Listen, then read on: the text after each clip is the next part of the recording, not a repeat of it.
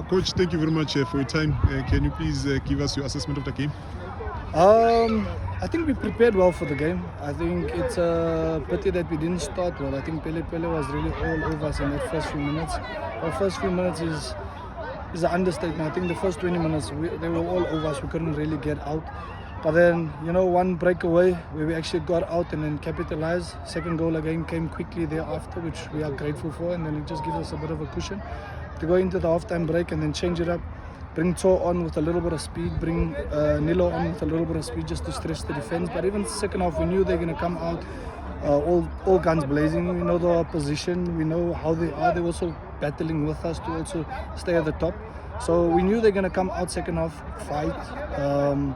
So we were prepared for that. When Messi came on, also obviously Coach Messi at Wits understand his strengths, his weaknesses. Also, I don't think this is the type of pitch where you can actually run with the ball much. So I think that also suited us. So we just waited for him and didn't jump into tackles with him. And then obviously with the bumpy pitch, balls ended up on our side. But I think with the introduction of Malik also into midfield, just to hold on to the ball.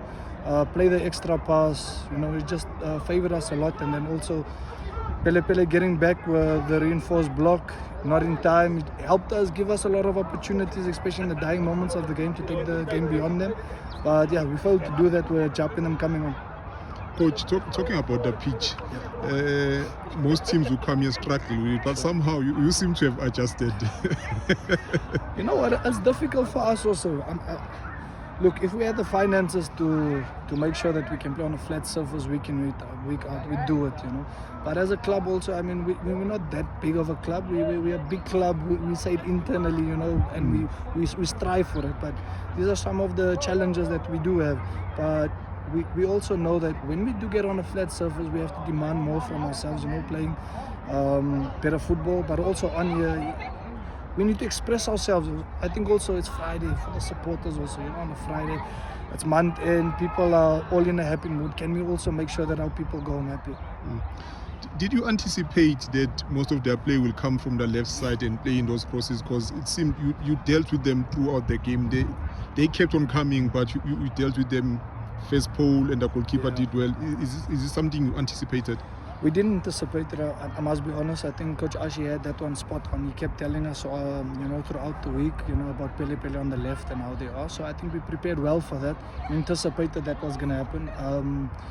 So the opposition's technical team kept saying they should be swinging crosses, towards the goalkeeper, which favors us a lot because they look at his height and they think that, he can't get there. But he's brave enough, solid enough to come out there, concentrates well, keeps his head still, gets his hands onto the ball and then makes us, feel safe at the end of the day in that 6-shot box. So it helped us. I mean, we looked forward to those crosses coming in and we knew we'll get our chances eventually.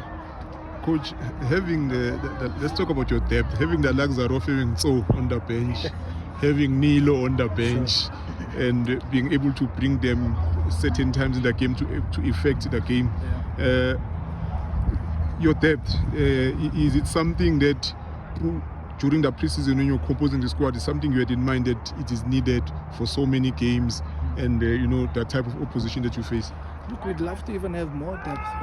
I think the challenge with having the depth is how to manage the guys that are not playing, guys that are not starting. I think that's the most challenging part of everything. So it's not just the starting lineup, the guys that come on. So those type of players that you're mentioning and others, they're also putting the hard work in behind the scenes, and working hard to get into the starting lineup.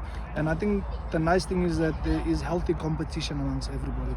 The atmosphere in the changing room is good. Whether we lose, whether we draw, we still want to win. Don't get me wrong, we want to win games.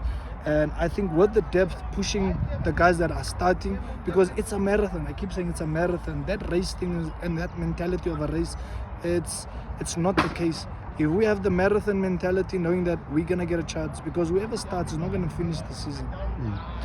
Coach, you came back from back-to-back defeats against Gomorrah and Highlands and then went on to Muradas 4-0. And after that game, you told me that someone is going to get 5 soon, and you gave SSU 4. You drew against Wits, you've won again now. It seems that you are back on track. What are some of the things that you needed to just quickly rectify for the team to get back on track? I think more mentally for the players. Like we say about the marathon thing, it's just keeping the players switched on mentally, knowing that, you know what, we can't change what has happened in the past, but we can look forward to the next challenge that is coming up. And it's so nice to play against the likes of Pele, because you don't need to really motivate the players. You know, it's nice to look forward to such fixtures, you know, and I wish honestly we could play all the big teams all the time, because like I said, you don't have to motivate players. Everybody looks forward to competing to be in the starting lineup, compete to be in the match day 20, and all the other players are all itching to want to play, so that helps us a lot. But I think, yeah, the mindset is the biggest thing, the mindset of the players and keeping everybody hungry, switched on. It's easy to say, but to do it, because they're all different personalities, you know. Some players are used to playing week in, week out, wherever they've been, and then coming now, having to sit, and it's also a bit of a stop-start. We'd love to play everyone, but it's FIFA rules. You got to only play 11 players, unfortunately. Coach, November, as it comes to an end, has been a very, very loaded month. Wednesday weekend. It takes a toll on players at times. What have Masia been doing to manage the players to ensure that they are ready to fire at all times during this hectic month?